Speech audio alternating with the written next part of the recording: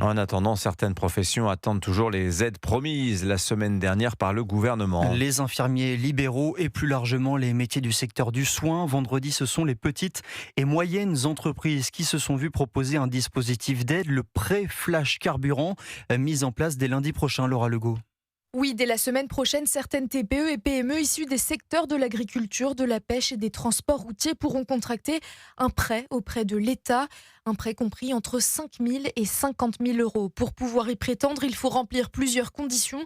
Être une entreprise créée depuis plus d'un an dont les dépenses en carburant représentent au minimum 5% du chiffre d'affaires et donner accès à ses relevés de compte bancaire. Une mesure qui ne satisfait pas de nombreux professionnels des secteurs concernés. En cause, un taux de 3,80%, comme l'explique Jean-Marc Rivera, délégué général de l'Organisation des transporteurs routiers européens. Des entreprises aujourd'hui qui ont un besoin de trésorerie et qui ont parfois des ressources limitées, s'engager dans un emprunt, c'est créer de la dette et créer de la dette avec un taux d'intérêt qui est important. Donc ce sont des solutions qui ne sont pas idéales pour les entreprises.